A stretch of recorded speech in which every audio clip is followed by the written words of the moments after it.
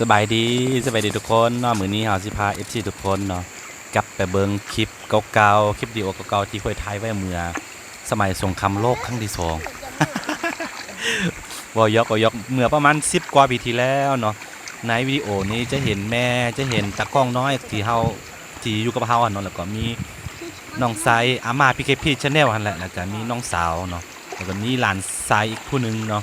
ซึ่งตอนนี้เนาะเมื่อเวลาผ่านไป10ปลายปีแล้วก็เลยแบบใหญ่หมดแล้ว เด้เบิ่งทุกคนเนาะคือคนที่เป้โถงเนาะแล้วก็มีอันแถพันหัวสีฟ้าจะเป็นอาม่าเพิ่นเด้อเป็นแม่ค่อยเนาะแล้วก็ผู้เสื้อสีฟ้ากำลังดำนาตัวน้อยๆหั่นก็เป็นตากล้องเฮาเองตัวนี้ใหญ่เราเรียนม.3 ม.4 แล้วก็เสื้อสีบัวที่ค่อยกำลังเบอร์อยู่นี่เป็นหลานไซน้อยอีกผู้นึงเนาะตอนนั้นยังแบบว่าเว้ายังบ่เป็นดีเด้อตอนนี้ก็เรียนม.1 แล้วเนาะเวลาผ่านไปไวเหลือเกินตอนนี้ลมก็มาอยู่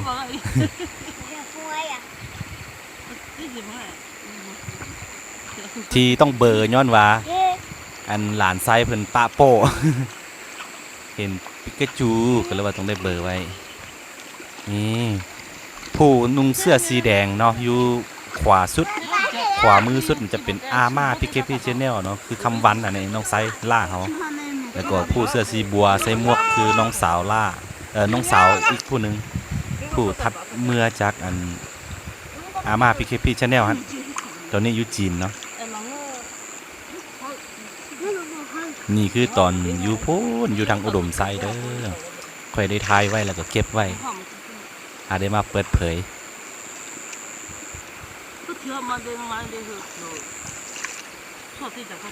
นี่เสื้อสีบัวหลานทรายเอาตอนนี้เรียนม.1 แล้ว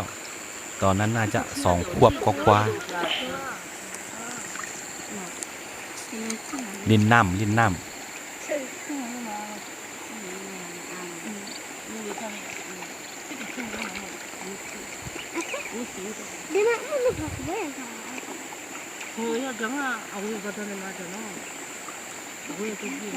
ซึ่งในวิดีโอตอนนี้เนาะอันตากล้องน้อยเฮาถามว่าเฮ็ดนานี่ได้กินข้าวแม่นบ่ย่าเนาะแต่ว่าอาม่าเขาก็ตอบไปว่าได้กินแน่นอนเนาะคือบ่ได้กินย้อนว่ามีอันหน้าเจ้าเรียนหนังสือหั่นนะหมายถึงข้อยเนาะถ้าว่าบ่เรียนหนังสือบ่ได้ส่งเงินให้ข้อยเรียนน่ะนะเราเฮ็ดคนเดียวก็ก้มกินนี่อาม่าเพิ่นบอกหลานชายแบบนี้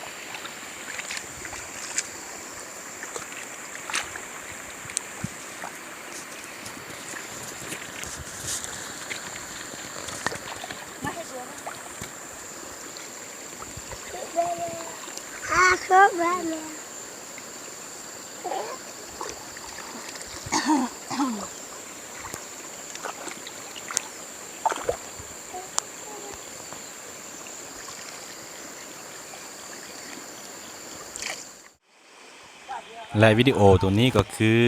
เป็นเส้นทางไปจีนเนาะจากบ้านค่อยไปจีนนั้นจะเป็นเส้นทางน้อยทั้งลัดไปนะนี่พอดีว่าน้ำยายน้ำนองขวบ่มีก็เลยว่าต้องได้หามรถจักรแบบนี้อันนี้ค่อยถ่ายไว้หลายปีแล้ว9 ปีที่แล้วบ่ประมาณนี้เด้อนี่ตอนอยู่ทางอุดมทราย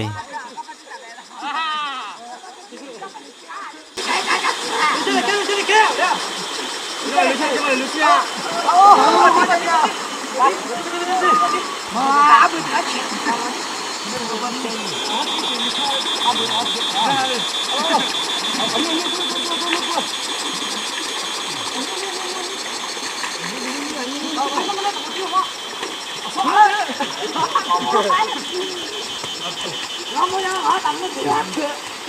nó mẹ thế mà nó không cái này kia nó cái này kia nó chết về này là con mới thấy được chưa ô ô phải cái thế này cái này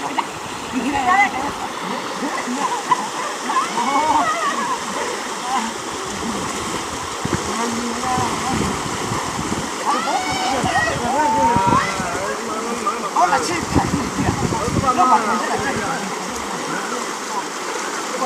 nó bảo là buồn đi cho nó thật là nó bảo nó lại còn cái gì à nhưng mà nó là đây có cái đây là cái bơ đây là cái bơ đây là cái mà xí là mỗi cái đồ nó bị sụp ra mỗi nhà đây quá quá à ai hết thôi cô à thế thôi cô chưa cái nhà mà chưa chưa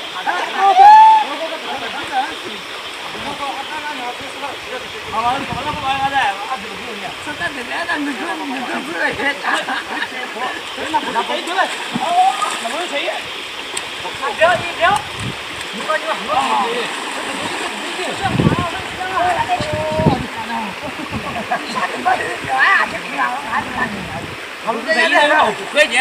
cái thằng đấy mà ở có chuyện gì này nè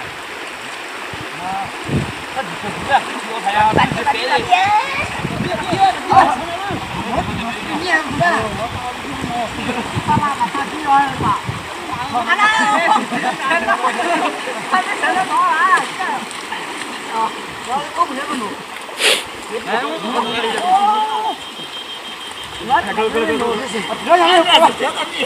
Wah, kau kan nyala. Betul betul betul. Kita kena kaya. Kaya. Kita hulu ya tu pun. Kita le saya. Bayar dah. Nak tu je.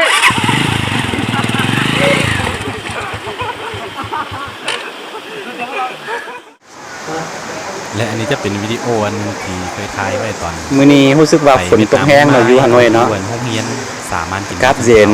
เวียดนาม แล้วก็ แล้วก็เคยไปเรียนภาษาอยู่นี่ มีหมอกหลาย สังเกตเห็นนักเรียนเวียดเนาะกำลังสิไปโรงเรียน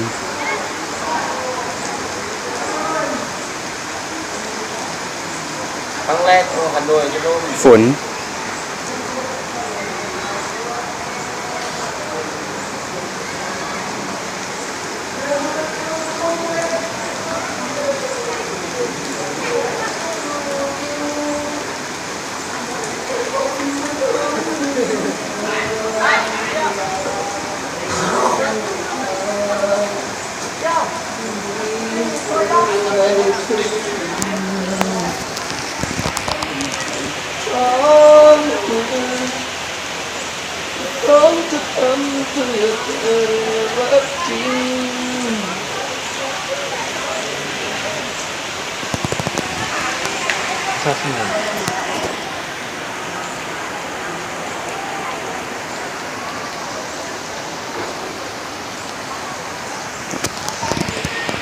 ฝนแบบนี้ไปนอนดีกว่าบ่ไปโรงเรียนว่า